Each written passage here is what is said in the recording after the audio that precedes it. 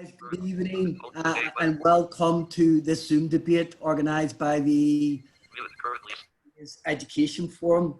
After toppling statues, is it time to rewrite the curriculum? My name's Kevin Rooney and I'm one of the organisers of the Education Forum, and I'm a teacher of history and politics and sociology. So you're all very, very welcome. We have 4 speakers tonight and each speaker will speak for roughly 5 minutes. When they're finished, I'll ask them maybe a question or two, and then I'll take it straight out to you, the audience, for your thoughts, questions, and contributions. Couple of wee things before we crack on. This discussion's being recorded, so if you speak and make a contribution and you particularly don't want your contribution on record, let us know, and we can make sure that that's taken out. Also, anybody who knows me, I'm notorious for being an absolute Luddite. So can I just say from the start that I have Harley in the background, pushing all the buttons, muting people. And I'm also notorious for my computer not working very well and sort of breaking down during Zoom discussions. So we have Garth Sturdy in the background, who's ready to step in if my computer goes a little bit haywire, and he will step in and share. So let me introduce the speakers, not in the order they're speaking actually, but just in the order I have them written down. So speaking second out of the 4 is Tarjinder Gill. And Tarjinder is a long-time friend of the Academy Education Forum. And she writes quite a bit, speaks quite a bit on decolonising the curriculum, as well as lots of other things. She's a primary school teacher and she's based in Leicester, which of course is in lockdown at the moment. Speaking last but absolutely not least, we have our own Dr. Alka Sehgal Cuthbert. Alka is a member of the Education Forum. She's an educator, researcher, and she's an author of What Should Schools Teach? And she's an absolute expert on the curriculum and the philosophy of the curriculum, and has written and spoken on decolonising the curriculum. And then we have speaking, next we have Gemma Rees, and Gemma is going to be speaking first. And Gemma is a student and hopes to go, leave school and go to Manchester University to study anthropology in September. And she's very much a supporter of, in the broad sense, Black Lives Matter. Has been in lots of the demonstrations around that, and absolutely thinks we need to change the curriculum and decolonise it. I should say Tarjinder absolutely thinks we don't need to decolonise the curriculum, and Alka thinks decolonising the curriculum is not the right question to ask. It's more about reforming the curriculum than decolonising the curriculum. And then we also have, out of the 4 speakers, speaking third is Ediagbonya-Davies. And Andre lives in Tottenham, goes to school in Tottenham, and hopes in September to go away and study at Cambridge to study history. So that's our 4 speakers. I want to tell you a story before we start about how this discussion came about, so everybody's sort of very much kept in the loop. So a few weeks ago, after the death of George Floyd, and the demonstrations and the Black Lives Matter protests in America and Britain, and the toppling of statues and calls to decolonise the curriculum, I watched the discussion in absolute despair. And the reason why I followed the discussion with a broken heart is because it seemed that both sides of that debate were screaming at each other and hurling poisonous insults and toxic accusations. And I really wanted to debate decolonising the curriculum, and I proposed to the Education Forum Committee that we do this debate. And many people in the Education Forum said to me, Kevin, absolutely not. We're not going to do this debate because the climate is bitter and spiteful and obnoxious. So that was basically the instant reaction of quite a few of the Education Forum members. And I understood that completely because it was a horrible atmosphere. If you go back a couple of weeks, on both sides, people calling one side identitarians and the other side calling the other crowd fascist and so on and so forth. Next day, out of the blue, and I really do mean out of the blue, last year I used to teach in Tottenham. This year I'm at a different school, but I got a phone call from two of my students, ex-students, from when I taught in Tottenham, and that was Valerie and Andre. And Valerie and Andre are both black, and they they called me up and said, "Sir, how you doing? Do you fancy meeting up for a wee cappuccino or a cup of tea or something? We're curious to pick your brains of what you think about the protest in the aftermath of the killing of George Floyd and decolonising the curriculum, etc." So the next day we met in the park for 5 hours on a beautiful sunny day. We had the most beautiful, brilliant debate and discussion about racism and anti-racism and identity politics and education and should we change the curriculum. And we didn't agree on a lot of things. We did on some, but others we didn't. But the main thing is it was such a wonderful, beautiful discussion where we sat and we listened. And I went away full of the joys of spring after that discussion. And this is a completely true story. The year before I taught in Tottenham, I taught in Watford. And one of my students was trying to track me down. And her name is Gemma. And Gemma is mixed race. Gemma has a lot to say about everything, about life, about politics. And she's a great believer that the curriculum should be decolonised. And she's been in a lot of the protests in the aftermath of the killing of George Floyd. So we get talking, we had a great chat. And in the end, I asked Gemma and I asked Andre as well. I said, do you two fancy speaking in a debate, a discussion about decolonising the curriculum? And both of them were really nervous and say, well, we have never spoken that type of debate before, but they were both up for it. And so that's why when you look at our panel today, it might sound a little bit unbalanced at one level because you've got the big guns, the big hitters of Tarjinder, and you've also got Alka. And on the other side, you've got like 2 students. And it might look as if this is lambs to the slaughter. But if anything, it's the exact opposite, apart from the fact that that would be patronizing to Andre and Gemma, my ex-students. What I really wanted this discussion to be is, and this might sound cheesy, and I hope it comes across the right way, I wanted the discussion to be where we actually listen to each other. So as well as speaking, we listen and we see what are the differences around this debate and what, if any, common ground is there. So in the spirit of getting out of our silos and not hurling insults, and I'm not saying people listening have been doing that, but I'm really keen that we have an honest conversation. And very, very finally, before the conversation starts properly, I do want to just drop in, of course, poor Andre and Gemma are nervous. And, you know, bear with them if they, you know, have a little nervous moment or so on and so forth. As soon as the 4 speakers speak, I'm absolutely keen to get your thoughts on this discussion. So I'll get out to you as soon as I can. So I think I've said enough. It's time to crack on. First person speaking is Gemma. Gemma, when you're ready, let's hear you.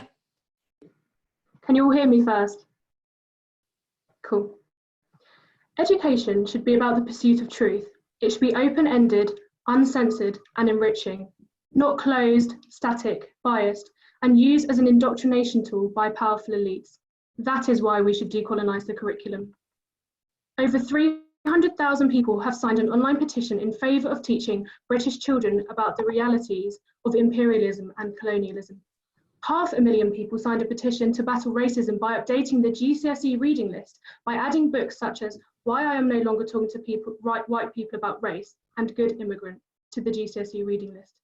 Curriculum change should threaten no one. It is about bringing in new voices, experiences, and interpretations that have been marginalised. George Floyd's brutal murder has changed things. It has provoked a worldwide debate. There has been an awakening of people wanting to educate themselves on both racism today and in Britain's past. There has been a nationwide recognition that the current curriculum has failed both white and black people looking for answers. Where some people see a problem in improving the curriculum, the majority of the young generation see a solution. Let's broaden the curriculum and learn about Britain's history, all of it. Let's continue to have the conversation about not demolishing the current curriculum, but using it to build upon, to continue to celebrate white people's achievements already in the curriculum, but to also make more space to learn about the BAME experiences that have been forgotten and accomplishments that have been left behind. How many people, for example, have heard of Ignatius Sancho, the great composer, actor, writer, and only Briton of African heritage known to have been eligible and voted in the 18th century? Another example of wasted black talent is Chinua Achebe, the writer of Things Fall Apart, the most widely read book in modern African literature. a book about African tribes before British colonial rule, which tackles misconceptions surrounding both race and slavery. Achebe purposefully wrote his books in English to allow for the narrative to be more widely accessible, but like many more tales, this one too was left behind. One of the gifts of education, from music to English, is that there should be scope and range when it comes to interpretation and depiction. Therefore, a broader range of influence would allow for students to become more knowledgeable and capable of forming their own judgments. As a recent sparked article by Alka Rees quotes, "Education is not about therapy. It is about expanding and deepening pupils' capacities to become more autonomous thinkers, able to make better judgments for themselves." End of quote. My response is that the current curriculum is therapy for white, middle-class students who are not taught Britain's uncensored history and pampered to by a curriculum that is centred around white comfort. This is proved by the fact that the current national curriculum includes no statutory element of Black history, and from key stages 2 to 4 includes no key examples of Black history within Britain, despite Black history being part of British history. How can people make judgments when not presented with the whole unedited truth? How can we produce critically thinking young individuals from an educational system that has starved them of the truth, either deliberately or by omission? For example, I was never taught that until as recently as 2015, the British taxpayer was still paying back compensation to ex-slave owners. I was never taught about the atrocities of the Bengal famine. I was never taught about Churchill's belief in white supremacy and eugenics. And I was never taught that 150,000 Kenyans were forced at gunpoint into detention camps. My point is that the current curriculum is distorted. But as the saying goes, history is written by the victors. History is not about ignoring the hard parts that we do not want to hear. It's about truth, interpretation, debate, and honest inquiry. However, the lack of Black history and attention to Britain's misdeeds is itself a political judgment of the curriculum, and has meant that throughout the years, Britain's history has been taught through rose-tinted glasses. The clearest example of how the curriculum can be used for political gain is Clause 28, a law passed in 1988 by a Conservative government that stopped councils and schools from promoting homosexuality. It is now widely recognised that not allowing teachers to educate children on gay relationships negatively affected the well-being of children and isolated many young gay students, which therefore illustrates the importance of not neglecting other minority groups within the modern curriculum of a country with ever-changing demographics. The idea that Britain is where it is today because, as coined by Boris Johnson, we have an innate ability to progress, feeds into this white, Eurocentric, guilt-free complex. It is dangerously political and an abdication of responsibility to ignore the reactionary and barbaric elements of our island story, to coin a phrase by Michael Gove. That is why Group Black Curriculum and Black History Month must exist, to fight for our right to be taught. In an ideal world, we would not need a Black History Month. History would be history, not segregated on the basis of race, but surely the fact that there is one shows that there are gaps in the current curriculum. It is my feeling that by exposing children to different cultures, religions, and ethnicities, we are addressing possible prejudice and ignorance from developing. For example, after the Windrush scandal, an independent report for government titled Windrush Lessons Learned found that the Windrush scandal could have been avoided if all Home Office staff had been educated in the country's colonial past. The moral of the story is this: a deeper and more honest approach to the curriculum, both past and present, would benefit everyone, be they Black, white, or the various seas of humanity that make up modern Britain today. To conclude, changing the curriculum doesn't have to be a fight. It can be an open, honest conversation about taking the good bits and addressing the shortcomings in order to make British education better reflect the diversity of the students in the classroom.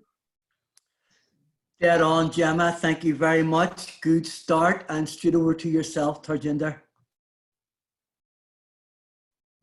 Right, okay, so I might just address some of Gemma's points afterwards, but I'll just start off with the kind of things that I was going to say. So in terms of decolonising the curriculum, I think my issue with the slogan right from the start has been it's been imported from elsewhere. And there's a tendency to import ideas and slogans from other countries, the settler colonies, the US, Australia, South Africa, maybe not Australia so much, but the US and South Africa, and use their frameworks for us, and it's like it's being imposed on us. So I think we need to actually actually say, right, okay, we need to remove some of these ideas because they're not helpful, because we're not a settler colony. So even the idea of black and white history actually does not make sense in this country. This country is not majority white by design, it's majority white by dint of history. And I think we have to be able to be honest about that. To say anything else is to say that the original settlers who crossed the Doggerland did so on purpose to create some sort of white state, and that's just not true. And the fact they wouldn't even have, we don't even know what colour they were particularly, and all those human beings, up until sort of the idea of scientific racism really came back, because that's what we mean by that kind of racial thinking. Some of those, you know, particularly early on, they wouldn't even have known they were white. So some of this factually does not make sense to a lot of people, and it doesn't make sense because actually it's not quite correct. It's applying ideas from the present or present understanding to the past, and that's kind of where sometimes things go wrong, I think, when people are communicating, and particularly because I think a lot of this is London centric. Outside of London, there's going to be a lot of people who kind of balk at some of this stuff, and not for the reasons that probably Gemma or Andre would think. So I think sometimes this is set up in a way that makes us in conflict with one another, but I'll explain that a little bit more later. So what's usually referred to in terms of the curriculum being colonial, we talk about history and English. I'm going to leave English to Alka, actually, because I'm not going to go there particularly. But if you look at the curriculum, we're talking about the history of the British Isles. Our history curriculum from Key Stage 1 all the way up has got to cover everything from the earliest settlement all the way to the present day. We're not the US, we're not other countries. We've got thousands of years of history to cover. It's, you know, that is just out there. We have a lot of history to cover. So white, black, whatever, it doesn't matter. We've still got a lot, and we have to make choices. Now, when we're making choices, we're not going, oh yes, let's put white history on, let's leave other things off. At the moment, we've got a real focus on powerful knowledge, and that has to come from whichever period going. So I would always justify putting Roman history on, because actually if you look at the world outside, you wouldn't understand an awful lot of it if you didn't know about the Romans, place names, Roman numerals, etc., compared to, say, the Georgians, who I wouldn't. So that's two periods of white history, supposedly white history, but I'm justifying why I'm putting one on, not the other. So curriculum choices aren't that straightforward. Also, I would say that is British, and part of British history is colonial history, just because we did have an empire. So we're unusual as a country in that respect, because we've got to deal with this empire history, which other countries don't have to. Sometimes it's part of their history, like in India, but it's not something they've got to think about internally and externally. And I think we have to separate those two things out as well, and really look at what was going on within the island and what was going on elsewhere, because again, those things tend to be conflated at times. That's not helpful. It's certainly true that sort of the Whig version of history was taught. Now, I think, again, what a lot of people don't appreciate is that across the country, people have not had a uniform experience of this curriculum, ever, if we're honest. We've never had a prescriptive curriculum that every single person has learned. And this kind of idea, again, I think comes from the US, where there was something along those lines, but here it hasn't been. What we consider the modern schooling system really only happened after the Second World War. And since then, you know, we've had sort of immigrant children. Yes, a lot of those people would have been taught a Whig version of history, probably sort of similarly. But I think we have to look back and go, there's a period of time where it wasn't clear whether we were going to be staying or going. And that gets missed out of all sorts of discussions, actually. It wasn't clear what was happening. And it also wasn't clear, I don't think, to those teachers what impact they were having, because they just couldn't have known. And I think we have to be a bit more understanding of the past and the people in it, and not just sort of assume malicious intent. I don't think they were deliberately teaching white history to black children. That's not what was happening. They were teaching history and not realising the impact of some of the stereotypes, or not getting to the point, like not really understanding what to do about it either. So slowly over time, these things changed. Obviously, we're more settled. We knew we were staying. But we've got to remember that, you know, someone like me, even in the early 1980s, my parents were still talking about going home.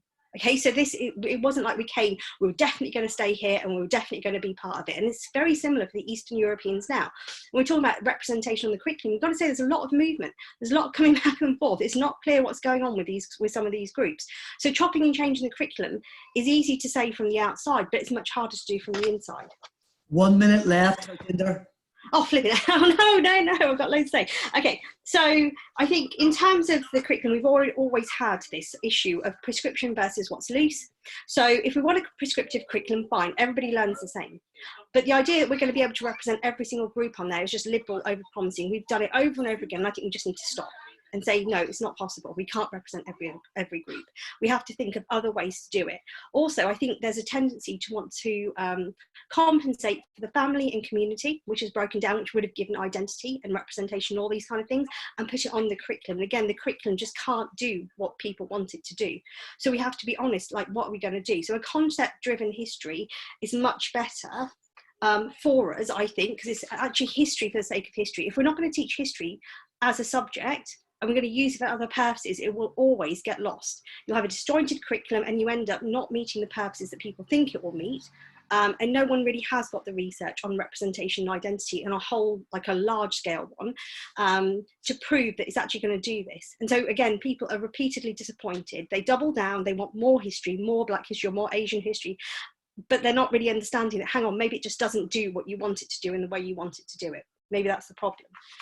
And sort of last but not least, in terms of teaching, in terms of teaching anything related to critical race theory at the moment, my consideration at the moment is it's actually a really difficult field of study to teach. It doesn't have the disciplinary tools to establish truth. So we don't actually, if we're teaching this the way that some people are being taught it at university, which they're being taught it as fact, quite frankly, we would actually be breaching political neutrality in our schools. And I think this needs to be understood by sort of younger people. This is not a straightforward issue. This is quite a serious issue for teachers. And some of what's going on, some of the sort of almost pushing teachers into doing this with, really quickly without thinking, has got some serious consequences for teachers, for the curriculum, all the rest of it. People might think that, hang on, this is a useful breaking of the law, but actually it isn't. There's more to it. Some of us actually do view teaching those interpretations the way that they've been taught elsewhere as political indoctrination themselves. Thank you very much. Thank you very much, Tarjinder. And Andre, straight over to you when you're ready. Curriculum is all about power. Decisions about what knowledge to teach are an exercise of power, and therefore a weighty ethical responsibility. What we choose to teach confers or denies power. To say that people should learn the best that has been thought and said is never adequate. Start the conversation and questions abound: whose knowledge? Who decides on best? Such questions reflect concern about whether schooling reproduces inequalities or interrupts them. These are not my words, but I agree with them. They're in fact the words of Christine Council, one of the leading authorities on the history curriculum and now an advisor to this current government. Please understand that it's not only Black Lives Matter and young, woke students that are pointing out the flaws of our current curriculum. Decolonizing the curriculum should involve a greater level of diversity in the topics taught, specifically from Key Stage 2 to 4. Let me be clear. I think that some of these topics covering Britain's colonial past and the racist treatment of people in its empire needs to be mandatory. The problem we have is that Britain's impact on the world and its peoples is presented in a way that excuses its misdeeds and makes for a dishonest narrative. Why is there no space for alternative interpretations of our history in the curriculum? For example, Dr. Miranda Kaufman's Black Tudors, David Olusoga's Black and British, Professor Hazel Carby's Imperial Intimacies, and even Akala's Natives. These are recent, thoroughly researched publications which detail British history in a pre-colonial, colonial, and post-colonial context. Of the 4 authors I just mentioned, I've personally attended 3 of their talks and managed to discuss with them, albeit briefly, the importance of widening the narrative Britain chooses to tell about its history. These authors draw our attention to the misery and exploitation of people within the empire, whose suffering was the price paid to make Britain great. If we don't create the space in our education system for these alternative interpretations of our history, then we will continue to suffer from amnesia. This amnesia was precisely what caused the fiasco of the Windrush scandal only 2 years ago. When I say we need to change the curriculum, it's not in any way to erase white history or the many positive elements of our nation's story, but it's to correct a moral and educational wrong, which is that right now, we sell our young people short when it comes to understanding exactly how it is that we got where we are today. The former Education Secretary, Nicky Morgan, who helped oversee the 5-year redevelopment of the curriculum initiated by Michael Gove in 2010, stated in 2015, at the heart of the reforms was a determination to place knowledge back at the core of what pupils learn in school. What knowledge exactly are young people being taught? The history curriculum emphasizes the mistakes of Russia, America, Germany, and Italy in terms of their ideological missteps, but not a close enough look is taken at the actions made by Britain, which have had visible, devastating, and bloody long-term effects on many countries around the world. For example, why do the majority of young people not get to learn about the British partition of India, which left 2 million dead and 14 million displaced? Why is it that most young people don't get taught about the roots of the Israeli-Palestine conflict, originating due to Britain's involvement in that region? If it's mandatory for students in Germany to learn about the atrocities of the Holocaust and the World Wars, why can't it also be mandatory for British students to learn about the negative impacts of the British Empire? I think Britain's influence and actions are either glamorized or forgotten. This gives historians such as Dr. David Starkey the legitimacy to claim, quote, "Slavery was not a genocide, otherwise there wouldn't be so many damn blacks in Africa or Britain. An awful lot of them survived," unquote. Comments he made only last week whilst presenting slavery and colonial rule as a positive thing in the name of globalization. This manipulation of history even extends the Industrial Revolution, which downplays the role of imperial exploitation. Some well-intentioned schools think that Black History Month should try and compensate for a Eurocentric curriculum. But however well-intentioned, this is a tick box exercise and gesture politics, where still you can be guaranteed that Black History Month will talk about slavery and the poor Black slaves only to be freed because of the actions of people like William Wilberforce and Abraham Lincoln, reducing Black people into passive victims dependent on the actions of altruistic white men. No mention of Black agency and wonderful inspiring figures like the story of Toussaint Louverture and his leadership of self-liberated slaves in the Haitian Revolution. Surely any good history would have to include the seminal impact of one of the first slave rebellions to succeed. But very few Britons even know who Louverture is. To conclude, it has become clear to me that calls to decolonize the curriculum are being understood by some as an attempt to enforce a politically correct agenda. This is anything but the truth. Rather, this is an attempt to correct a one-sided history in order to broaden young people's minds so that they become more rounded critical thinkers. It would be sad if either side reduced this into a polarized culture war. If we approach this debate in the right way, it doesn't have to be a zero-sum game. It can be a win-win for all of us. Thank you, Andre. Thank you very much. And last but not least, yourself, Alka. Okay, thank you. Can everyone hear me? Yeah, okay. So, well, thank you. It's a topic really close to my heart. And I think it's more important than commonly understood. I agree, just echoing Andre's point. It would be wrong to see this as like a latest example of either PC gone mad or a sign of a kind of great educational or ethical leap forward. And Gemma, I'm always open to Chinua Achebe. I love him, and I've got I have little fantasies of constructing a new course in English literature, which he would figure in. But anyway, what I would like to say is that I'm supportive of revising the curriculum, as Kevin said at the beginning, but not of decolonising it. And I'm just going to plunge in and say my points, and then some may be picked up later. So first of all, I think, you know, the developments of the 20th century, which include mass immigration, the development of what we call previously third world nations, to the point where the previous models of developed, undeveloped nations don't really fit anymore. We've had such incredible developments in places, including my country I was born in, India.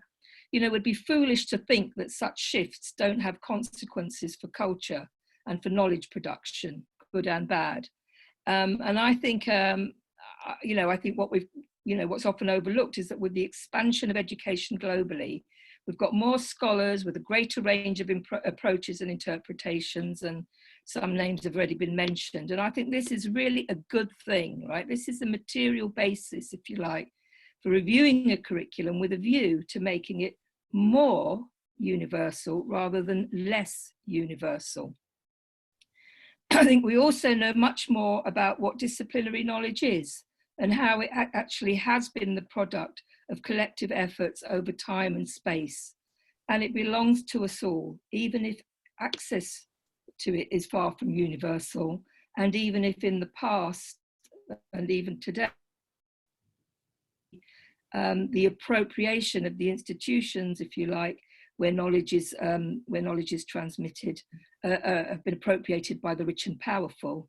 I want to argue that the intellectual and aesthetic and imaginative processes by which we as individuals appropriate the world through knowledge and imagination are universal, and they have to remain relatively autonomous. So in other words, I'm laying the basis for disagreeing with the concept of there being a Black history as such, but that will maybe come across in a bit later.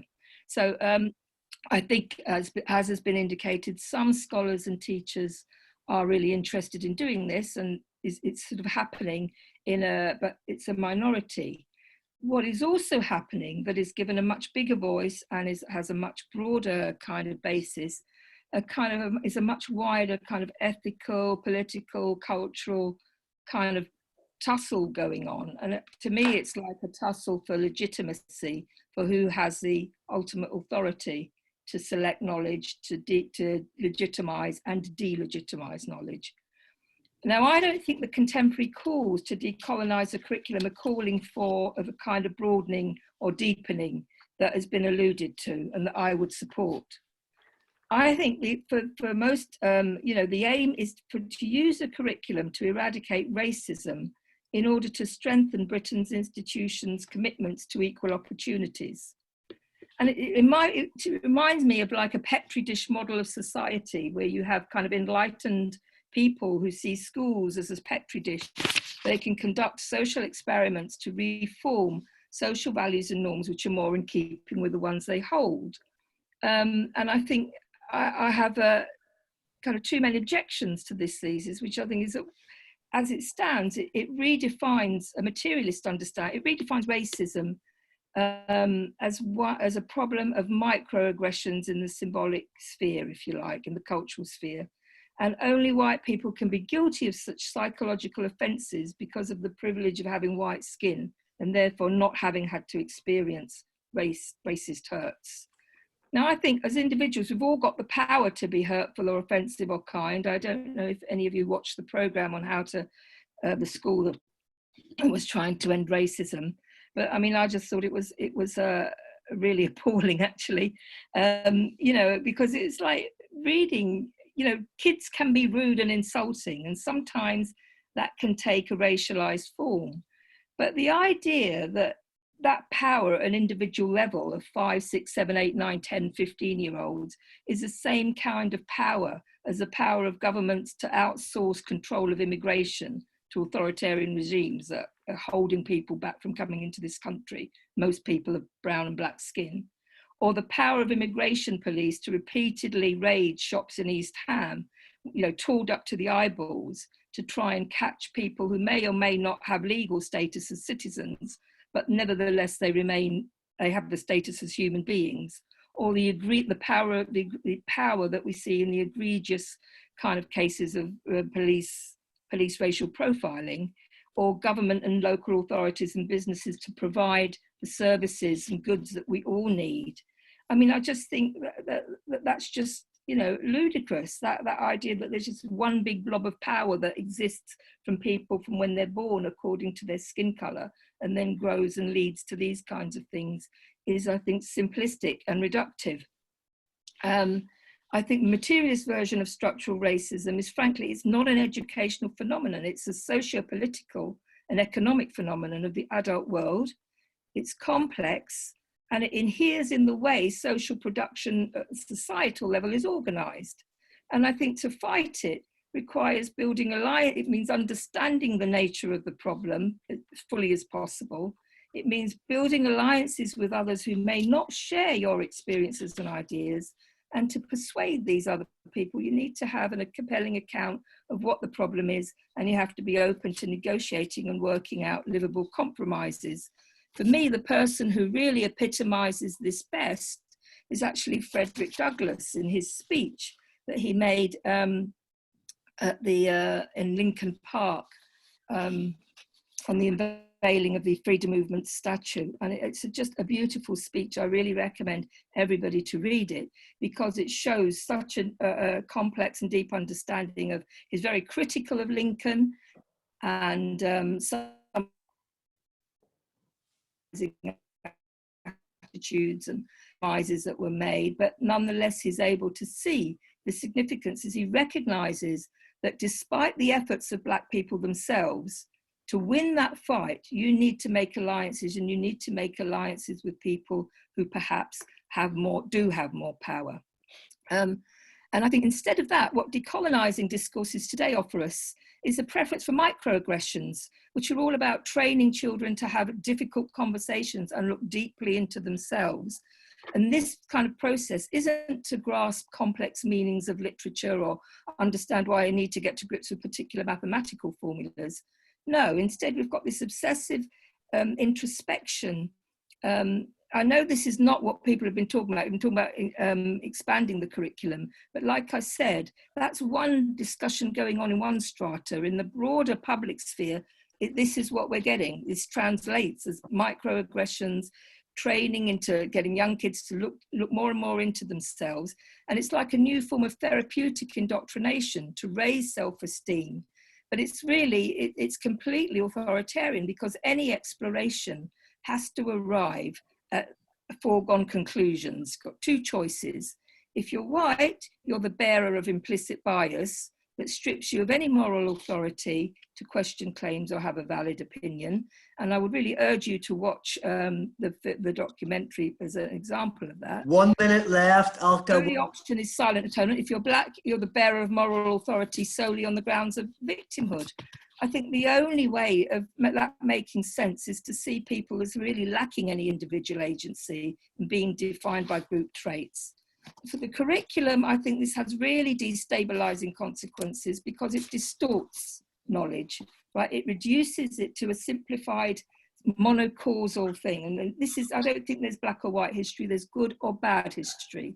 The better history will be multivariable, it will acknowledge different causes. The history of empire in India is not one unmitigated tale of tragedy and doom and gloom by any means. I think I'll stop there, and then perhaps I've got examples if people want to ask me. Thank you. Thank you very much, Alka. Guys, can I explain the plan of action now? In a very short time, I'm going to go out and take hands, people who want to speak, make contributions, that would be great, or ask questions.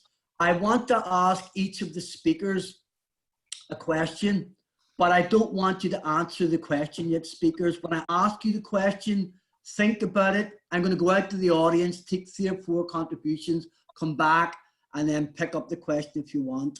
Gemma, the question I want to ask you is, do you think that education and the curriculum is about affirming someone's identity or transcending it? In other words, what I want to ask you, Gemma, is there a danger here that you're being trapped by identity politics and that it's not feasible to just try and portion out a little bit of education for the Black students, a little bit for the white students, a little bit maybe for the mixed race students? Is that not a very productive way to handle education? I would love you to come back on that. Tarjinder, the question I have for you is, you talk about critical race theory, and Alka brings in microaggressions and unconscious bias. And I think there's debates to be had about those things, but I'm wondering, are you in danger in this discussion of setting up a straw man to knock it down? So when you think about what Andre is talking about and what Gemma is talking about, do you disagree with their arguments around reforming the curriculum? So I'd like you to engage more directly with those type of arguments. Andre, I know you well. People might be shocked by my question, but here goes. So you talk at the start about inequality, power inequality, etc. And I'm looking at a young Black man from Tottenham who's about to go to Cambridge. So you've done all right, thank you very much. Where's all this inequality in the education system that you're talking about?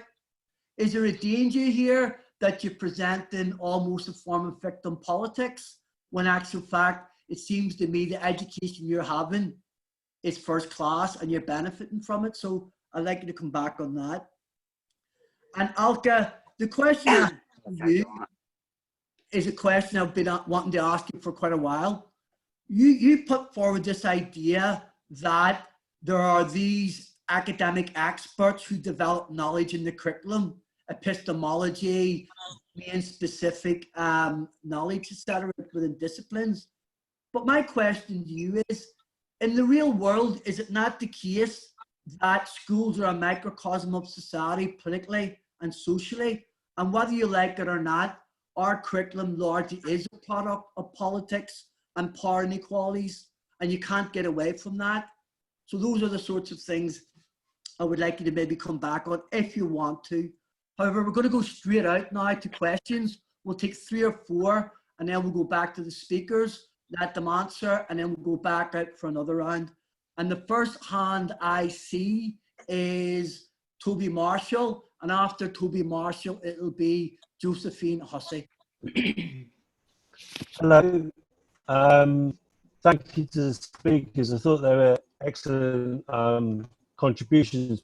I just wanted to respond to Andre, because I think he offered a really interesting perspective on this debate, and I'd like to agree and disagree with him.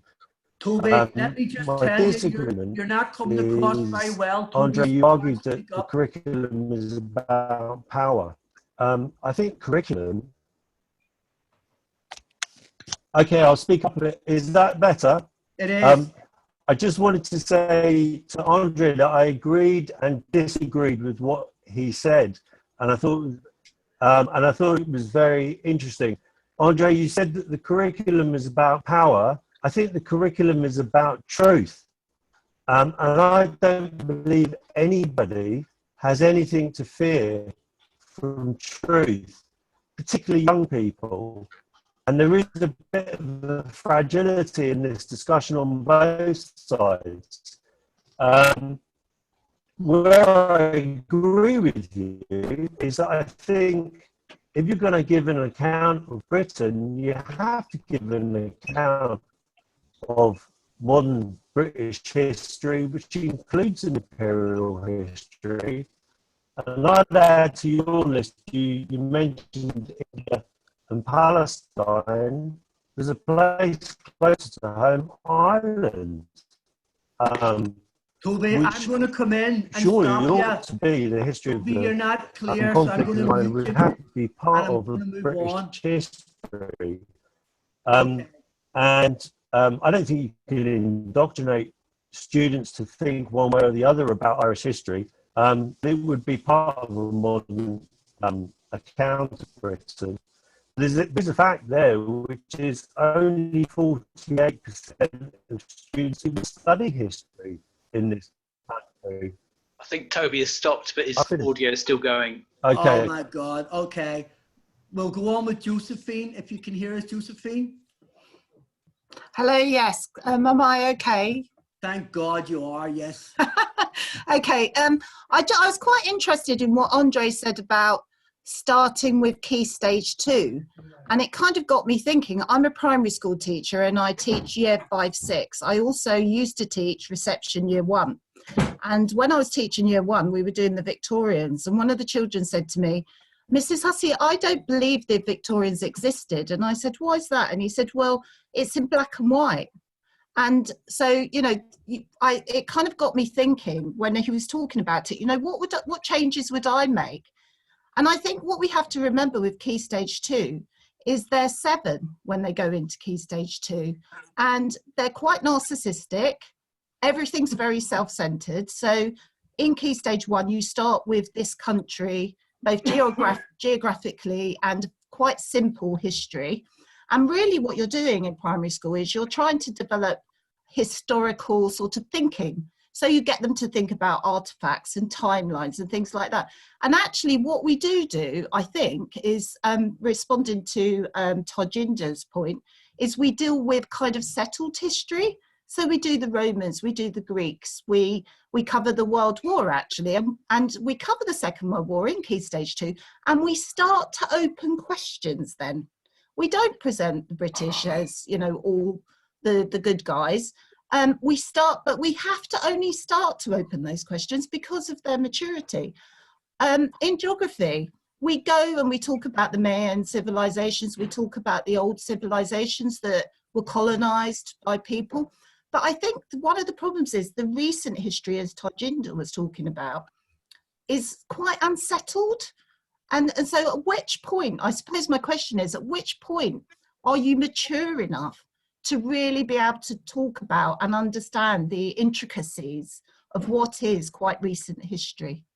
Thank you very much, Josephine. And if the next two speakers speak fast, I'm going to get 3 more people in before we go back to the actual platform. I've got Chrissy Daz next, and then after that I've got Jagdish, and if we're quick we'll get Nathan in before we go back as well. Chrissy. Am I unmuted? You're spot on. Okay. I just yesterday I just started reading Eric Williams' book Capitalism and Slavery, and given all of the discussion that's been going on the last few weeks over these sort of issues, it was quite a refreshing thing to be reading, because Eric Williams, who was a radical Black Caribbean anti-colonial political thinker and historian, does not attempt to engage with us at any point on the level of identifying with any of the characters. He is simply pursuing a view of history which is about how this thing caused that thing, what were the various factors going on and the conditions and all of this sort of thing. And this brings me on to my main point really, which I think most of the discussion about the curriculum is about the content, and I think history is very, very vast. And as I think it was Alka, but I can't remember, someone mentioned before that that you have to select because you can't do the whole of history. So you will be making judgments on what bits you look at. And but what seems to me is more important discussion, rather than what we are being taught or what we are teaching, is how we go about it, how we think about the methods used in understanding history, because it's completely pointless, I think, to think of history as a subject in which you find any sort of engagement on a personal level with the people that existed in the past. Because yeah, apart from recent history, they're all dead anyway. Most of them were probably very shady characters. And it's much more important to, I think, begin to develop some sense of how things maybe tended to happen, how things tended to fall out in the past, and pull back as far as possible from any moral judgment or engagement on that sort of therapeutic level. And that way of thinking makes really black and white history just not concepts that exist. Thank you, Chrissy. So no time for empathy there from Chrissy. Jagdish. Hello, everybody. Hiya. I think there's a danger in here that we start to kind of, I think history and politics are interlinked. History is written by either people in power or whoever's writing the history is based on the lens through which they see the events that are unfolding in front of them. And I think we can't separate the two. So you can't teach history as a separate subject without teaching people politics and political analysis, because, you know, like for example, the Brexit thing, the people Remainers and Brexiters, whose history is the right history, and in future we'll probably find out whose history it is. But I think the dangers in some of these, not just the Black Lives Matters, but also the Me Too movement, is the way in which discussion and different views are being stifled you know, and as much as I dislike Starkey, I would like people like Starkey to be able to be exposed to debate so that we can debate with him and show people the fallacy of those kind of views rather than hound him out, which I think is not the right way to go. I mean, I grew up in Kenya. I mean, the history we were taught was that there's a guy called John Speke who came and discovered Lake Victoria. And I just believed it. It's only when I was older and I realized, hang on a minute, what about the local people who are actually living, fishing and on Lake Victoria? You know, and I felt like such a fool because I just believed everything I was told. So I think there is an element of learning about history, but it depends on which political lens you actually look at it. My son did history here.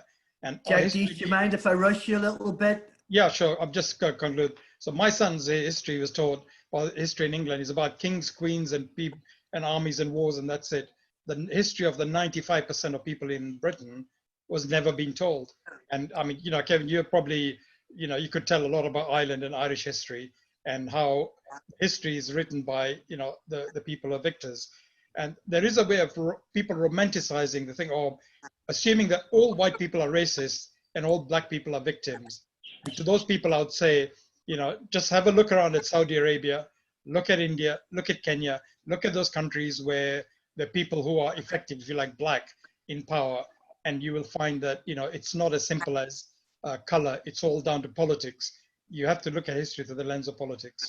Thank you, Jagdish. I'm going to squeeze one more in, which is Nathan. If you can be quick, Nathan, that would be great. Am I unmuted? Yes. I'm on? Okay. Yeah, I wanted to respond to the lady who was first, and then I think the chap who was third.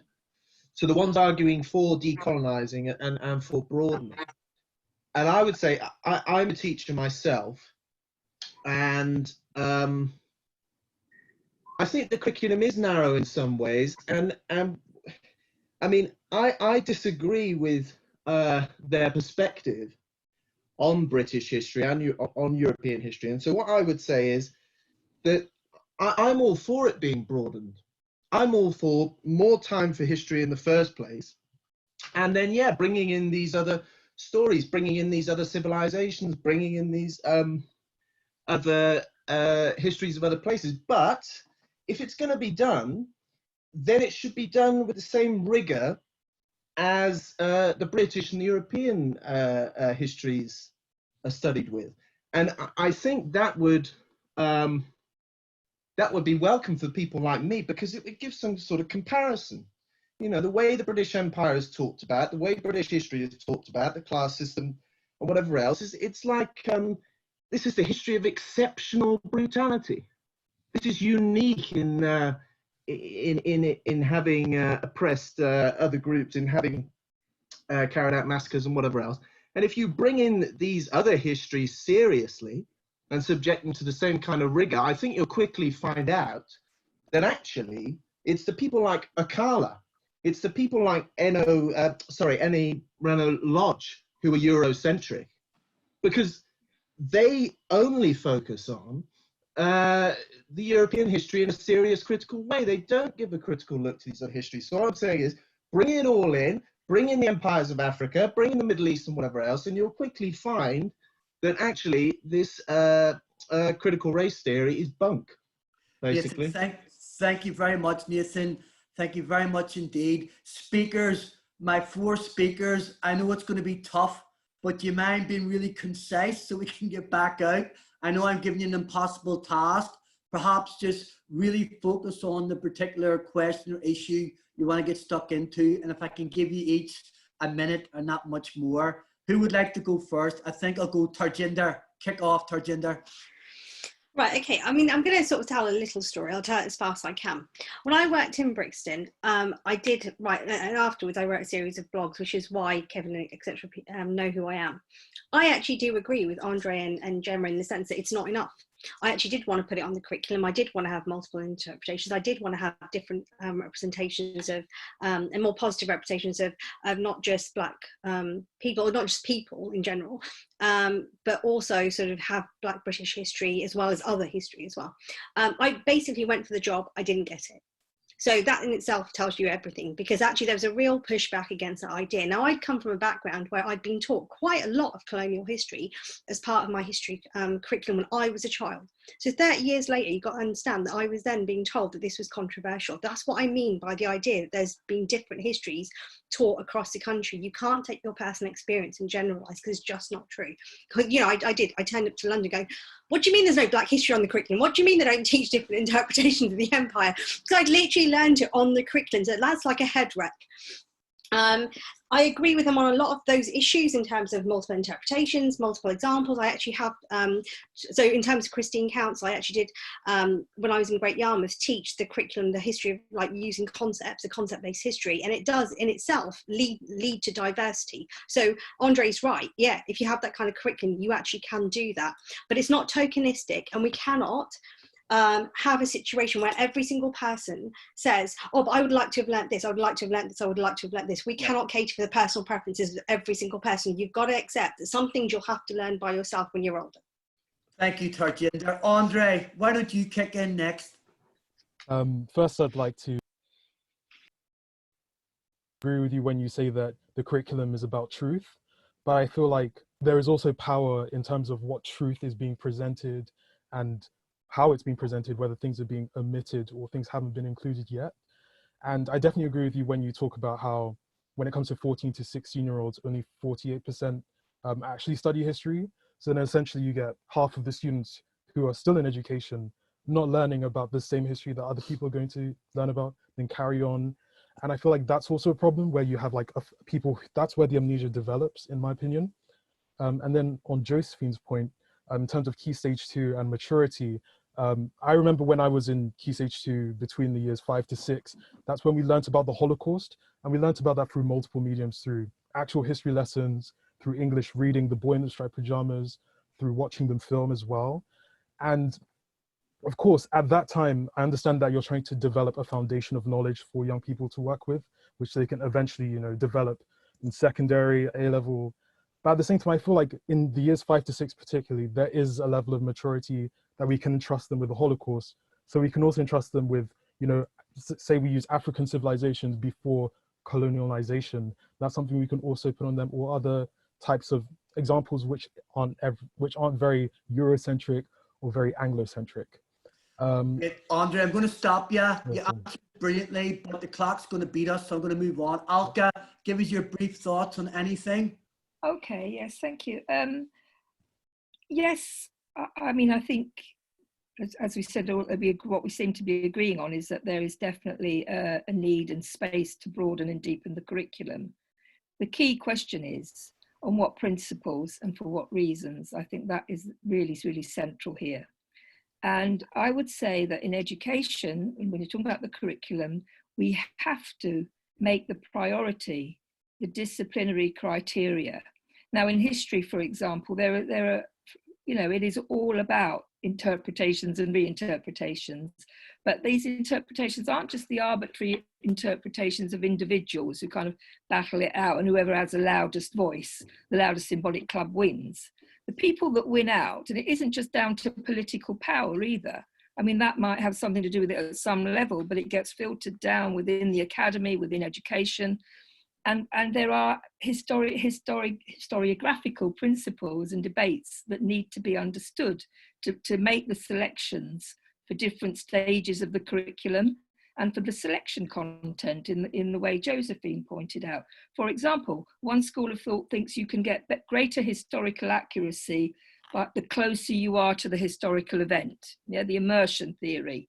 The nearer you are, the more you immerse yourself in all the empirical stuff around, the better, more accurate your version of history will be. But you take a different approach, say a more hermeneutic approach that Gadamer advocates, and it's no, he says you need a distance. You need a distance to be able to sift through and let more important things, to let the kind of scale of priorities of what is important and the interrelationships come to light. Now that work hasn't been done. That hasn't been done for ages. So in that sense, the curriculum is really poor. And when I first started looking at this, I'm all for it has to be improved. But that, rather than a moralistic address or making me feel better. You know, I will not feel better at school by seeing more Indian people in the curriculum. And Alka, I want to ask you a question, because this cuts the nub. Lots of students that I teach, right, you might say they're moralistic. I'm not sure that they're moralistic. They do want to talk about power and equality. When you talk about selection criteria and the experts and domain-specific division of knowledge, they say, but power and equality influence that as well. And some of the speakers tonight have said that. What do you say to those people that say you're ignoring the question of power? Do you think that's a red herring and conspiracy theory, or what? No, of course I don't. You know, I mean, no, it isn't. But I'm talking about it depends. You know, we've got to be clear on what kind of level of education we're talking about. The broad general institutions of education that are very close to political power, or kind of what goes on in academic disciplinary circles, which are fairly isolated from that, right? So let me give you an example. What is happening? What can happen when you let the disciplinary criteria slip? What can happen is this. 1834, Lord Macaulay decides that he's going to introduce a national system of education in India, right? English literature, and him and various other politicians sift through loads of books, and you know, Indian people are going to get Shakespeare, Milton and Addison a good 50, 60, 70 years before pupils in Britain are going to get those writers on the curriculum. Now that is commonly read. You read most accounts of that, modern recent accounts that have been influenced by not critical post-colonial readings, and particularly by Edward Said's idea of the othering. And that historical event is interpreted and presented as an unambiguous, straightforward imposition of colonial cultural othering by the British on Indians. It wasn't that. Okay. It wasn't that. Thank you, Alka. Gemma.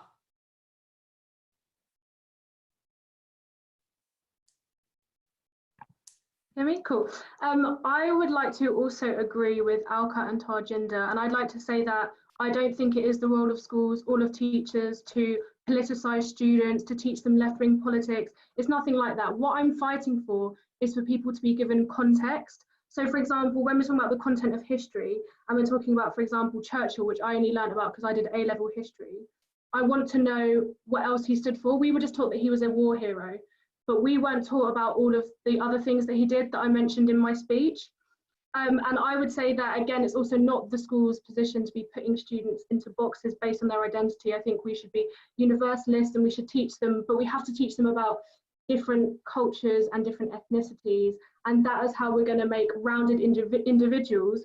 And that's how we're going to make autonomous thinkers, by not just teaching them the truth, because sometimes there isn't a truth. History is about interpretation. But in order to get there, you need to be seeing different viewpoints and different examples of excellence from all different skin tones. And then this may undermine my point, but going back to the point about the Romans, I only found out today doing research that some Romans were black or had darker skin tones. And I was talking to friends the other day, I didn't even know the Romans came from Rome. So that's a whole other problem.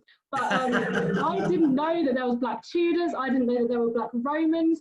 So we should be teaching this history. We should be talking about it, but we should also be showing that there were other people that were in the country before slavery. Thank you, Gemma. Right, we're going to go back out, and listeners who want to speak, I'm sorry if you hate me, but I'm going to make it be concise, because we've got close to 20 people that want to get in. So let's take 4 or 5 or 6 contributions, then we'll go back to the speakers again. Whatever you want to say it, but say it concisely. Cara. Oh, hello. So I'm a Chinese teacher, and I was interested that this topic has been pretty much only about history. And I know that the debates are definitely happening in other subjects as well. So to all of the speakers, what do you think, how do you think other subjects should respond to this? And then particularly to Alka and Tarjinder, who have been most explicitly arguing for a universal history, how can you have a universal history without mandating it? I mean, how can you have the freedom to teach, as well as having a universal history. Thank you very much. Roberta, you're on. Can you hear me? No, speak louder. Can you hear me? Shall I? Yes, can hear you now. You can hear me? Yes. Okay, I'm just maybe what would help decolonize. You got me? Yeah. We need to decolonize politics, and then the curriculum would probably change, because it's politicians who've no curriculum in 1987, and it's frustrated teachers ever since. However, I want to give one good point and one negative point. In the 80s at Brixton College, after the riots and the Newcastle fire, which was so badly covered by the media, in Brixton College, I introduced an access course for black and female students to do film or photography degrees, because there were no blacks or females doing that at the time. We introduced multicultural literature. We had on ILIA an anti-racist maths group, which The Guardian made ridiculed, but in fact now we've got Marcus Tosota recognizing that it's very important that you can see mathematics culturally and historically. That's just 3 out of many examples. But what I'm saying there is, under the right circumstances, it can be done. And it was done in accordance to what we felt the students wanted around at the time. A negative one is that my family, part of them, are Cameroonian. Cameroon was divided between the French and the British after World War. It was taken from the Germans. And the French, the bigger half, are the ruling party, and they have been slaughtering, burning villages, killing the Anglophones since 2016, because they wanted equal rights for their own Anglophone. And this country has hardly ever heard of Cameroon, which is an ex-British. Thank you, Roberta. You've cut off anyway. So we're now on to Nigel. If you write to the Foreign Office or the Commonwealth, they just say, oh, well, this one is it. Sorry? Harley. Sorry? That's it. I'm sorry, Roberta. We're on to Nigel. Hi, Kevin. Can you hear me? Loud and clear, Nigel. Lovely to see you. Anyway, so I just want to ask 2 questions, so I don't want to take a lot of time up.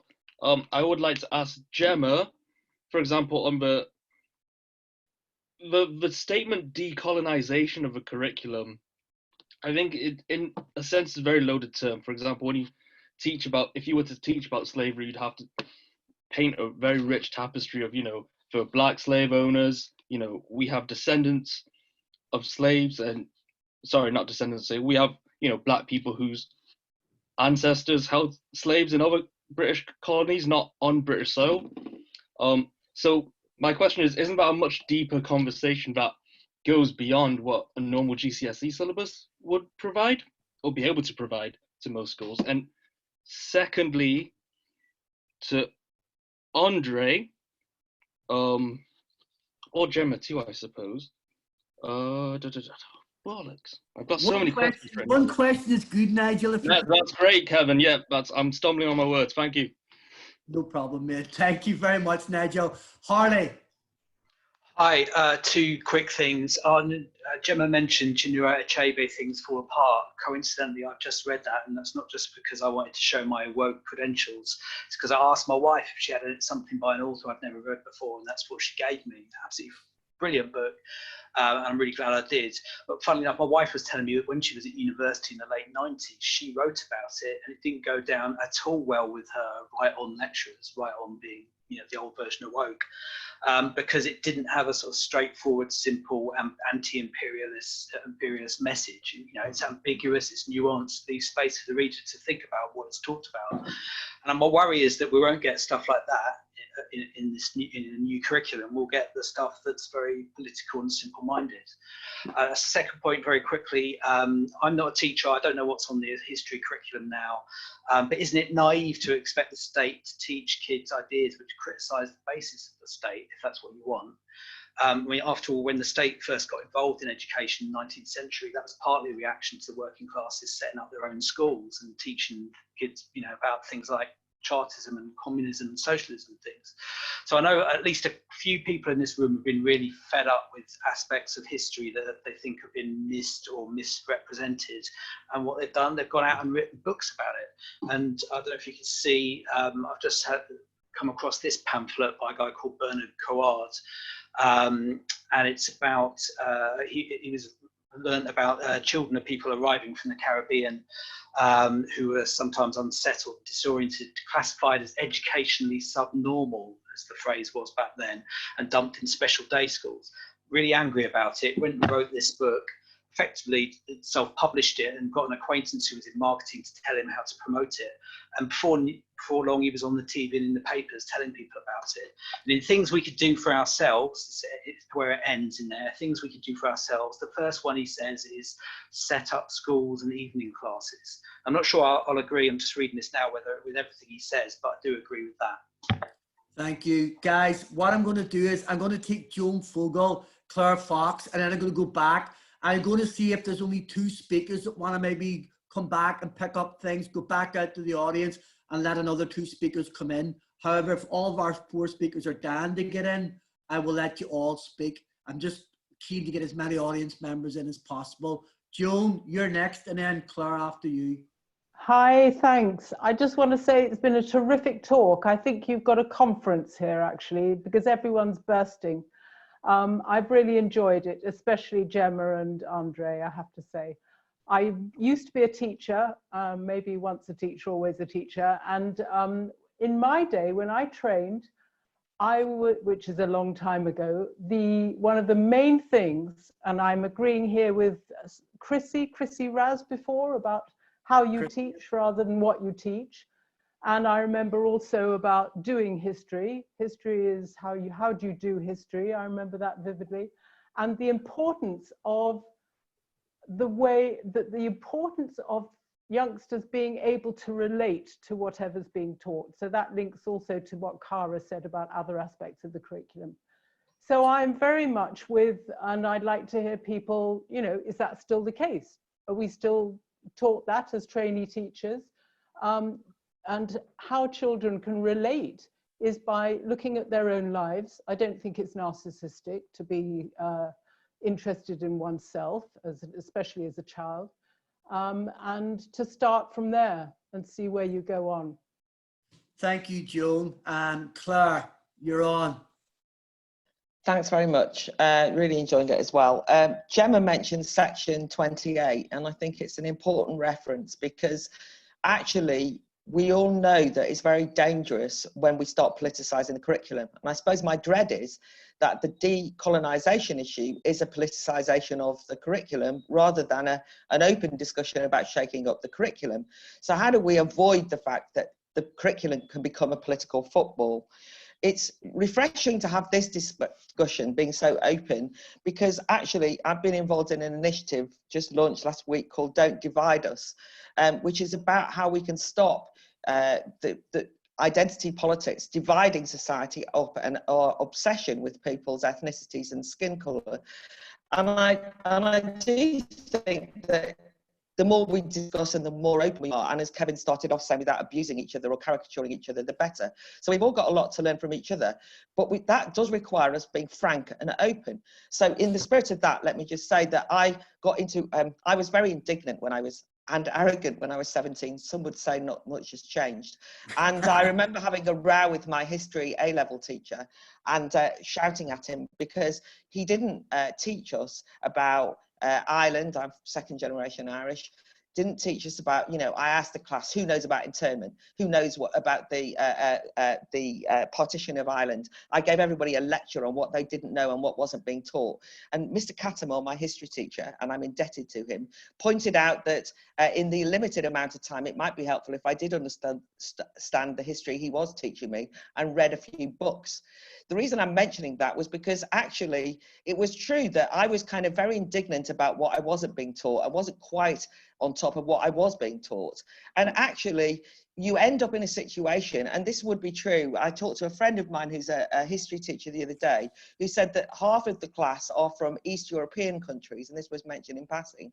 Why are they not? I mean, why is there not a campaign to introduce East European history into the history curriculum? In other words, how do you decide? And I asked that in good faith because I want to shake it up, but if it's only representation that you want, then you're actually going to end up with a trans curriculum, a Polish curriculum, and everything curriculum, and nobody will understand history at all, and historical thinking will be forgotten.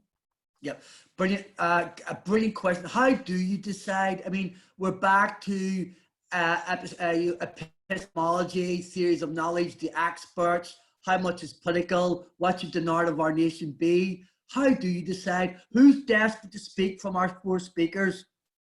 Go, Tarjinder, go. You were the first one to hand. Okay, do you know what? I'm going to annoy everybody who was a right on lefty teacher in the 1980s and 1990s. Do you know what? Already, the curriculum that I found when I went in has been considered to be politicized by the left already. Let's not pretend that didn't kind of happen, because it did happen. Okay, so some of what was going on with Gove was a corrective back. So people are now going, oh well, we've got to go back and forth. We've just got to accept there are different points of view. And by the way, the other thing I think at times what has happened, and you know, I'm from the left originally and all the rest of it, the idea that racism was used as a kind of lever to get rid of some of the English history and some of the British history, and just to undermine it, I think some of that went on. Maybe my conception is wrong, but I feel like that's actually a viewpoint that needs to be put out there, because that's one of the reasons why sometimes people get pushback at the idea of Black history or Asian history being put on, because they feel like it's deliberately taking things off. And I'm not entirely sure that they're wrong when they say that either. But the point is that I think it's good that we do have more of a consensus here than we think. As in, I think more people want to actually put more points on, but we do have a limited amount of time to teach things, and we have to take that into account. I hear you, Tarjinder. Alka, go for it. Okay. Well, I think just to push on what I think is perhaps at the heart of this, it's a difficult question, and I'm not sure I've got the answer, but does a national government have the right to promote a national culture through schools? Okay. Because at the moment we live in a country where the majority of people are white. Now, in that case, you might then ask, if that's so, then from their point of view, why should they endorse changing the curriculum to include different cultures because of immigration patterns that have happened, when the different people that are coming in still remain a minority? Okay, I'm just putting that as a question that I've been thinking about too. And I think, for me, the way I can best answer that is that precisely leads me to the position against the kind of bringing in different cultures approach, which is to say that when we say we want a universal history, it doesn't mean it's just like a bland soggy mess. It means it's the history that can actually has a better capacity to explain an event in its roundness, right? So we can understand what Macaulay did in 1834 as a response to what was happening internally within Britain and within India at the same time. We can understand it as, you know, what was happening between church and state within Britain and the missionaries and regional Maharajas and the East India Company in India, right? So you've got about 10 different factors there. That is better history. That is universal history. Alka, thank you. Alka, thank you. Quickly, one thing. Very quickly, Alka. People mentioned Windrush, by the way, did not arise because people weren't educated enough, right? That was a question of political power. It's about the government's authority to decide who becomes a citizen under what conditions and to police it.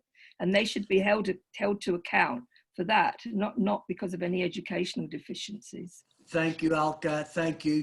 Guys, just before I go back out, I know there's a lot of young people listening. And I would say, don't be shy. You're allowed to come in with a question or a really brief comment. Gemma, can I go out? Are you dying? All right, go on, Gemma, make it fast. Sorry, I just wanted to come back to Claire and just say that I actually think it's doing the opposite. I don't think by decolonising the curriculum, we can call it what we want, change the curriculum, decolonise the curriculum, we're all asking for a broadening of the curriculum. I think it's doing the opposite to politicising it, and I would argue that the current curriculum is actually a victim itself of identity politics gone mad, because I would say that it has been used by the elite to try and get across a political purpose, such as my example before, being taught about Churchill, how he was just a hero and not getting any context. So. Thank you. And now to go out, I see next in line is Joanna Williams, who's a good friend of the Education Forum. Joanna, you're up. Hi, Kevin. It's not actually Jo. I'm just using her camera. Is that? Yeah, okay. Jim, how you I think it was, sorry to disappoint. Don't you worry. I think it was Andre. Andre earlier on used the example or mentioned the Haitian slave revolt, the successful slave revolt against the French, truly a world historical event, and I absolutely agree, Andre. It's such an important event. You'd like to see it, you know, more prominent on all sorts of curricula at universities or I teach as well. Completely agree with that. But I think the issue is, and there is a debate about this, maybe in schools, but certainly in the universities. You know, how do you look at that, and what do you teach about that? The best author, I think, on that is a guy called C.L.R. James, happens to be a black author, who wrote The Black Jacobins, all about how that event was very much a human event, standards set by human societies that were denied to people who engaged in struggle to demand, you know, human equality. And this was a very, very important period of, you know, human history. But actually, when you look at the decolonized advocates in the universities, they're really crying that idea from C.L.R. James, and they don't really have that on their reading list, because the lesson they take from that is that black Haitians and white French people at that time inhabited different worlds, had different, what they referred to as different systems of knowledge, in effect different histories. And I think this is the kind of politicization of history, really. It's not just about giving more visibility to important events. It's actually about looking at them in a particular and relativistic way that reinforces the idea that we are, you know, many people rather than one humanity. And I think that's a real debate that the decolonizers need to have to engage with, but they don't generally engage with that. Jim, that's a great point. I hear you on that. A brilliant point, which Andre or Gemma or someone might want to pick up. Guys, can I tell you what we're going to do, just so everybody knows? I'm only going to take people who haven't spoken yet. So I'm actually going to take Alex, Ian, Connor, Nico, and then I'm going to go to the 4 speakers, and you will give I'll give you a minute and a half to round up. That's where we're at. So it's 25 past now. That means we'll probably be finished by 20 to 9, quarter to 9. So Alex Standish, you're up. Thank you, Kevin. Firstly, just to broaden out from history a bit and give the example of geography. Geography is a good example of what Alka was talking about earlier, where disciplinary principles have been allowed to slip, and it has been politicized for some time. So if you look at the curriculum today, there's some good geography in it, but also it's dominated by issues around environmentalism, climate change, fair trade, and often quite negative stereotypes in relation to poorer countries and so forth. So and one of the, draw a causation, but it's maybe only a relationship. One of the problems geography has is, as you go through school, from GCSE to A-level and university, actually there's very, very low representation of people of BME backgrounds. So, you know, there is a problem in geography, and I think it's got to do with the nature of the curriculum. Anyway, I've got a sort of a separate question related again to what Alka was saying and Claire. I guess what Alka was saying about, you know, the nation setting a national curriculum and so forth, for promoting the nation. Curriculum is a conversation about truth, but it's also induction into a culture. So, you know, curriculum does come from a perspective. It is a conversation about who we are, what we believe in, our values and so forth. And one of those is knowledge, and truth is another one. You know, you would expect countries in Britain to talk about or to teach about British history, just as you expect people in Taiwan or the United States to talk about their history. So, you know, you're going to have a perspective being represented there. But obviously, over time, that conversation about who we are as a nation, as that nation changes through immigration, obviously then, you know, that conversation needs to adjust. And so if you didn't include things like the Windrush generation, you know, you'd rightly be leaving people out. And just finally, I guess also, you could say, as Josephine said earlier, I think that there's a change from primary school to secondary school as we get up towards A-level and so forth, which I think it, you know, surely it becomes less of a conversation about who we are and becomes closer to some of the disciplinary principles, and there's room for more critique and you know, criticizing narratives that maybe were presented less problematically, you know, lower down in the school. Thanks, Alex. Thank you very much. Next, we're on to yourself, Ian.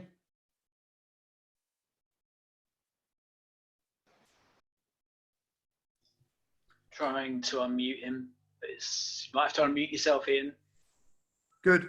Can you hear me now? We can, mate. Yep. This question about literature in the curriculum. How important is it, do you think, to have a temporal distance between the text and where we are now?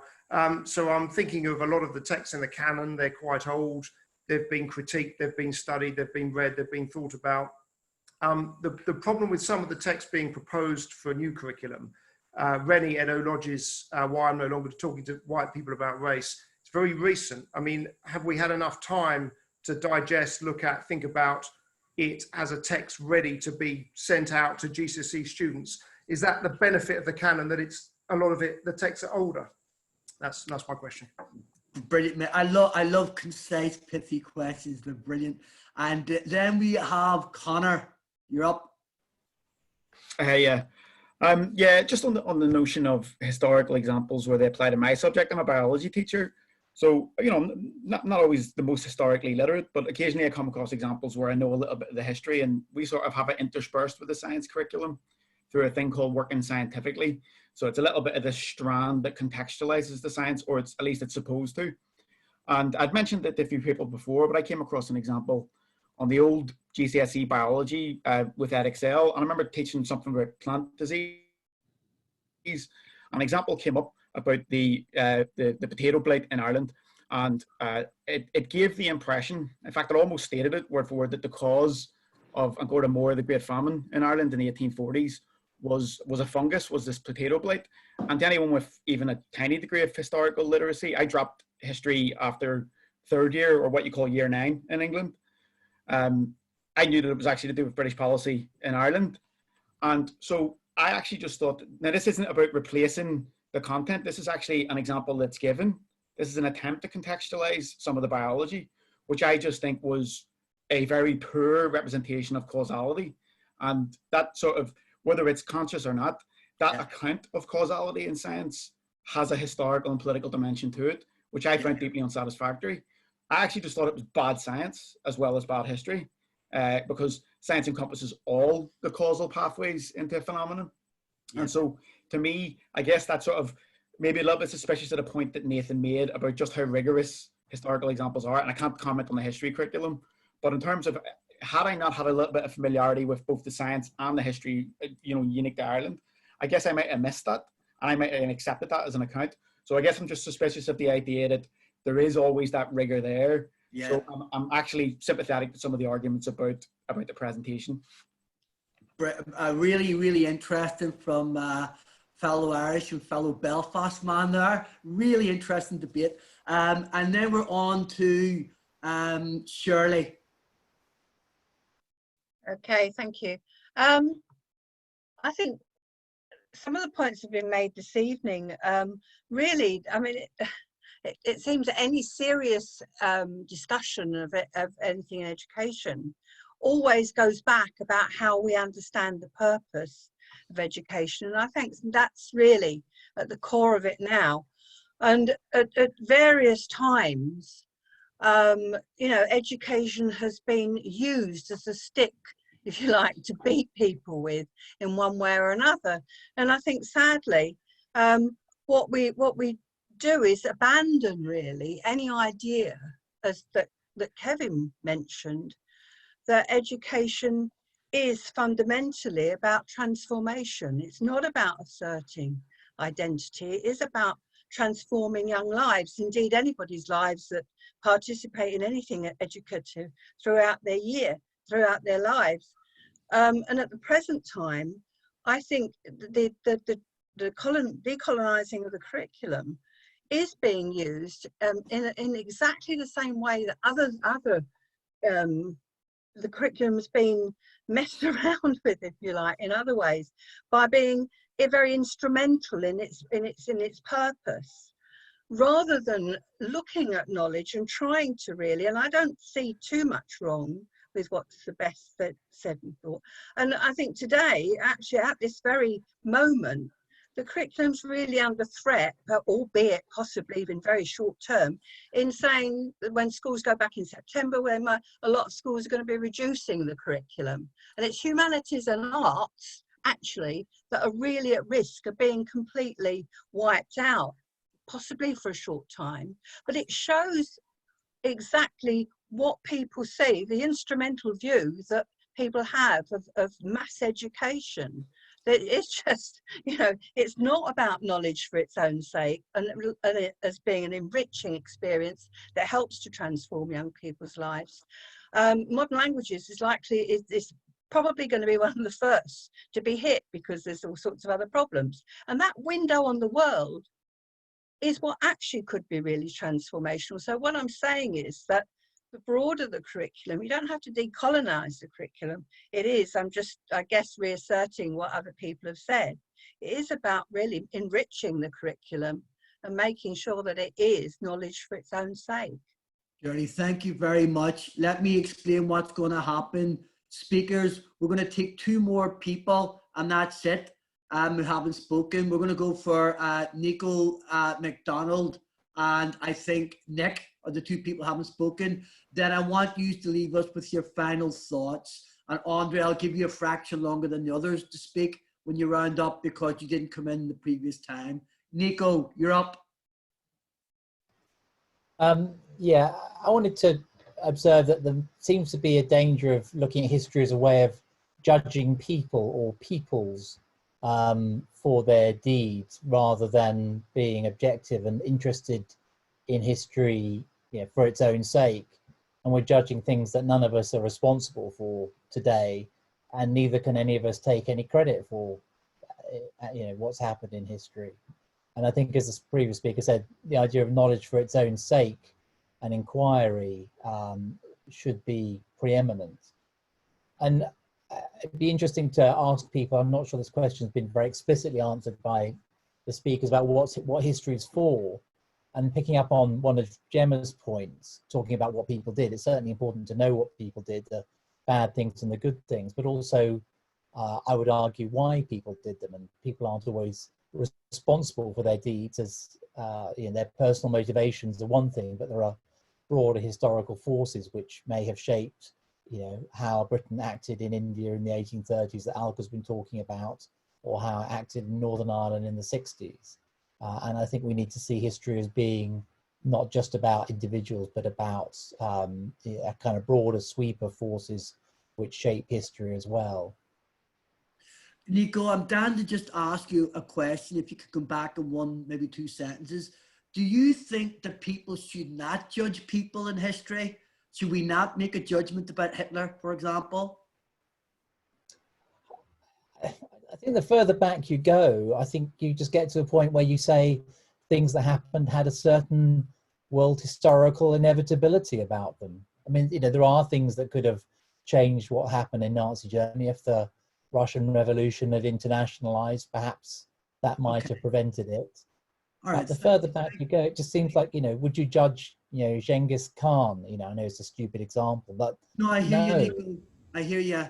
Interesting. And I think we have Nick, who's the last speaker, because I'm not taking people who already spoke. So Nick, you have the last word wherever you are. Can you hear me? We can.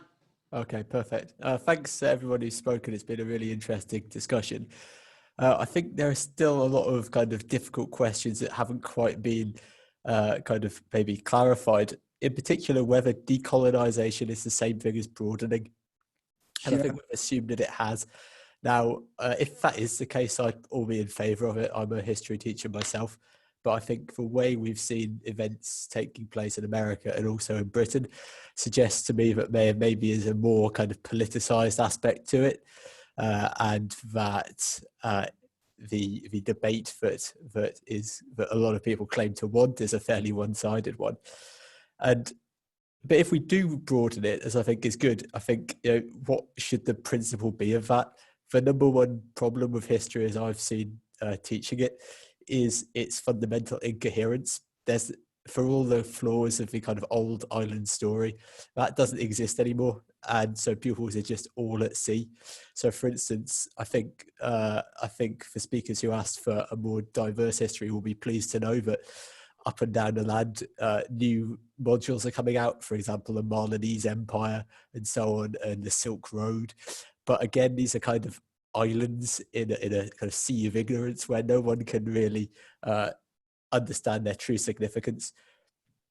So it's a really difficult question what that principle should be. I suppose I would say the nation would be the most manageable one at a school level, and Britain is fortunate in that we've kind of touched on every part of the globe, so you can probably get a good balance. So yeah, I suppose that's the main question. The other final one is whether history should reflect society as it is at the moment. I think that's an assumption that I've seen raised quite a lot, and I'm not so comfortable with history being used for kind of therapeutic purposes. Obviously, we want to give students feel like they have a place. You know, I have heard horror stories of people saying, the impression I get is just my ancestors were just slaves, and you never want that to happen. But equally, you don't want to go down kind of the costume drama route where you kind of have diversity put in there, even when it's historically inaccurate. So yeah, I suppose that's all I've got to say. But thanks a lot for the discussion. Nick, that was a brilliant last contribution. I thought that was really, really interesting. So speakers, there's a lot on the table. I knew that when we organized this debate, we were going to provoke more questions than probably resolve. So you've got decolonizing versus broadening the curriculum. Does it mean the same thing? How is it different? What should the principles be that underline history? Are we heading towards more incoherence in history? If we take up Gemma and Andrea's point, what about Nico's point about judging? To what extent should history judge? Shirley's point about transcending or affirming identity. What should we be doing with the curriculum? We've got that old chestnut sort of lingered in the background about power inequality. We've got Alka's point still hanging. Should it be up to the experts to define and decide how the curriculum shapes together? And we've got, should history reflect society or not? Are we in danger of history becoming therapeutic in the current climate? And suppose part of the criticism of Andrea and Gemma was that they thought that history was being used to reflect society at a different time in terms of trying to make Britain greater than it was by bypassing some of its misdeeds. So we got a lot of stuff on the table. You're not going to be able to do everything. Pick up what you think is the point you feel most strongly about, or you think might shine a light on something. And I'm going to go in no particular order. I'm going to go Alka. Okay, thank you. Two points really. One a political one more narrowly about the curriculum. All I would just want to say to Gemma and Andre and others is that, you know, when we say society changes, it doesn't just mean in the cultural makeup of the populace. The people in power, the forms of power also change. And at the moment, I don't know if you're familiar with, but if you're not, I'd really urge you to have a read of some American historians where this debate is a lot more kind of developed in a way. Who people like James Oakes, people like Adolph Reed, who are political economists, I think, but they do point to a very important thing, that actually today you can see anti-racism is not opposed to the dominant establishment view. Anti-racism is the new form of a new elite. It's the ideology of a new forming elite, a section of the elite. So I won't say go into that now more, but please do, if you get a chance, have a look at it if you're interested. Tarjinder, I don't agree it was just the left that politicised the curriculum. The right did it too in the 1980s. The multicultural curriculum was under the Conservative government. But the most important thing, I think, is the thing I think Ian, brought up on the question of universalism. Because for me, the most destructive thing about the decolonising thing is that it really does smash that possibility of that, because it is putting our experience above what we can do in terms of abstract thinking and intellectual and aesthetic engagement. It is really saying the starting point for understanding ourselves and what we can do with knowledge and what we can do with education is our experience. And, you know, nobody's going to have the same experience as anybody else, right? There's going to be a gap. What goes into the gap, what makes it possible for us to transcend that, are the mediated forms of culture and symbols, one of which is disciplinary knowledge. So we have to hang on to that, not because, Kevin, the experts know it all and have to be God. They obviously live in society and will be responding to social changes. But the experts who know the disciplinary criteria should have a large role to play in society. And the key thing, somebody mentioned the canon and tradition. You see, this is what is happening. This is being delegitimized in the way Gemma very kind of spontaneously and vividly described it, as writing off the curriculum as old Palesdale and talking to a different time, therapy for white people. You know, there's a lot wrong with the curriculum, but if we abandon the canon and tradition, we're not just abandoning some passive thing that's handed down that has magic power to confer authority. We're actively rejecting the very thing that allows us to compare and evaluate and understand the present. We need a canon. It's not fixed, right? Every time a new book or a text enters the canon, it also changes the canon itself. You know, the order reevaluates. If we bring in Chinua Achebe, or if we bring in Derek Walcott's Omeros into the literary curriculum, right? That will have a reordering effect on what exists. So it's a vital, live, living thing. And if we get rid of it, which is what the difference between the decolonizing and the broadening approach, then we get rid of that possibility. It's a very dangerous path to go down, in my view. Thank you, Alka. And Tarjinder, let's go Gemma, and then we'll go Tarjinder after you, Gemma. Gemma, you're up. Okay, so first of all, I'd like to say that I just think overall it's unfair that some students get to learn some Black history, others don't get to learn any. It's really hit or miss what teacher you're going to get or what school you go to. And this disparity in what education you learn, I think, is so unfair. Secondly, coming back to Cara, I think made a point about how we're only really talking about history. And I agree, there's obviously a much bigger conversation to be had. I personally did drama A-level, and I was researching a man called Ira Aldridge, who was an actor in the 18th century, and he was actually one of the top paid actors, even though he was Black. And he, in fact, moved to Britain because he thought he was going to get more opportunities in the UK. So I think our curriculum is kind of shooting itself in the foot as well, because there are some amazing things, well, there's a lot of amazing things about Britain, but there's a lot of stories where Black people have come here for obviously greater opportunities, and that's something that needs to be celebrated. And Nico made a point about how history shouldn't just be about teaching the good versus the bad, and I do agree that history needs to be about, it is about making different judgments, and it's about weighing up different viewpoints. But in order to do so, you do need to broaden the curriculum, and you do need to have the context behind different figures so that you can come to your own viewpoint. And then lastly, I'd like to say that I do believe that decolonizing the curriculum is broadening and enriching the curriculum. Thank you, Gemma. And Tarjinder, you're up. I think it's important, both for Andre and Gemma, to actually engage with some of the newer curriculums out there. I think that would be quite important. I think it's really easy to get sort of stuck on your own experience and not to actually look at, hang on, is some of this development already happening? I agree, it's hit or miss.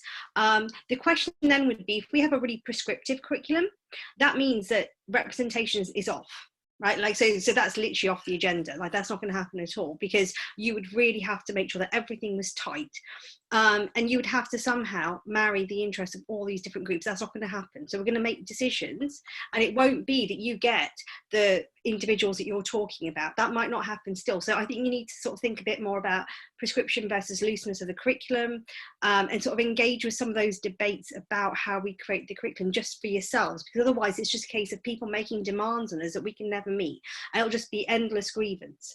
And I appreciate that people want to celebrate. Actually, the main thing I wanted to say was this: we're still avoiding it. People are still avoiding it. Family and community, they used to be your primary source of identity, of self-esteem, of representation. Like some of these things that people are trying to edge onto the curriculum, that's what it was. And the breakdown of family and the breakdown of community has left a hole, and we can't just keep pretending that the school can somehow plug that hole. So we've got to actually almost say, okay, what should the school history curriculum do?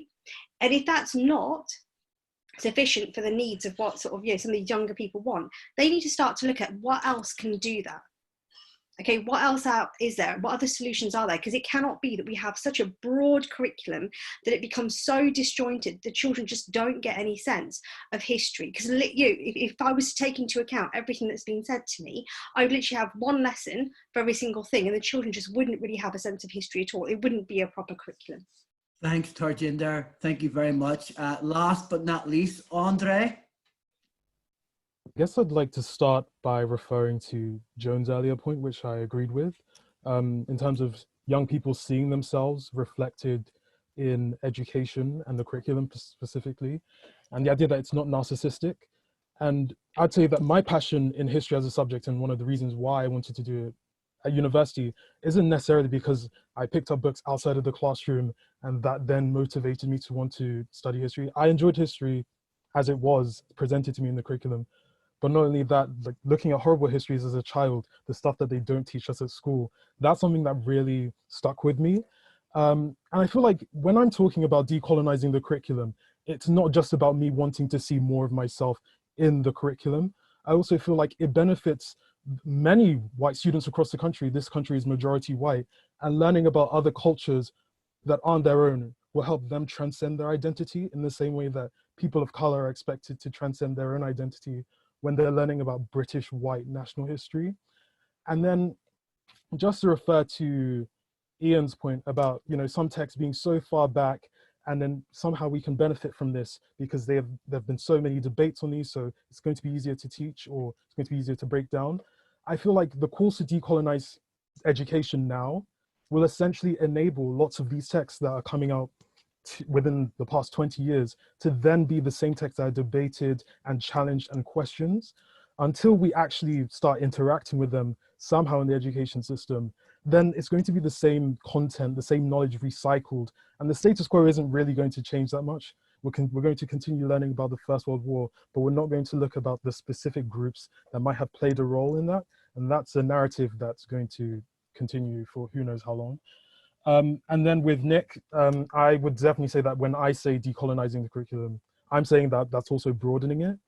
And one of the reasons why I believe that it's not necessarily about erasing, one side of history so that we can present, this non-Eurocentric side as a positive thing that gelled the globe together.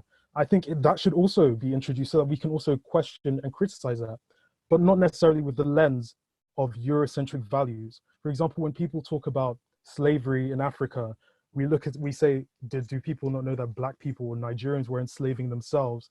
But then through looking at it with that lens, we're ignoring the fact that they also had their own systems of culture separate of race. They had, their class, they had their own identities. So I feel like when we're looking at other systems, we also have to take into account how we speak about them. And when we talk about decolonizing how we speak about these things, I feel like that's one of the ways we can do it. Maybe we have to use race as a tool to then look at how we can deconstruct racial perceptions of the past, or then policies that were introduced beyond that. Andre, thank you very much. May I just say a couple of last things, guys, before we wrap up for the night, and I personally pour myself a nice glass of wine. I want to thank the people that you haven't seen behind the scenes. There's Garth Sturdy, who's the guy who was ready to step in if my computer went kaput, which it normally does. And there's, of course, Harley, who's the man who was pressing all the buttons and basically makes everything happen for us. And without him would be nothing. So thanks, Harley and Garth, behind the scenes. And guys, finally, if I can just say to the speakers, you have no idea when I got sort of the okay from our Education Forum Committee members to go ahead and organize this debate. You have no idea how much I was sweating, absolutely cold sweating, panicking in case this debate sort of went pear-shaped and we got people potentially screaming and shouting at each other. So I want to thank all four of you. I want to thank Alka and Tarjinder, and I want to thank Andre and Gemma for a civilized, fraternal debate. We listened to each other and all of the people across the country who chipped in and spoke. And we didn't resolve that much in one respect, but what we did was we listened and we give each other a bit of food for thought. And I think that's a good start in this discussion. So I really want to thank you for giving up your time. I thought it was well worthwhile. And on that note, I don't think I've forgotten anything. Just to say, everyone, I hope you got something out of it. And it was a pleasure to be with you tonight discussing this topic. I know for sure it's not going away. So thanks a lot, guys, and all the best. Bye-bye. Well done, guys. That was really fascinating. Great. Thanks a lot. Cheers. Good discussion. Thank Excellent. you. Thank you, Cheers. Gemma. Thanks, everybody. Everyone. Yeah, Take thank care. you. Really enjoyed that. Lots to think about. Cheers. Bye-bye. Bye. Excellent.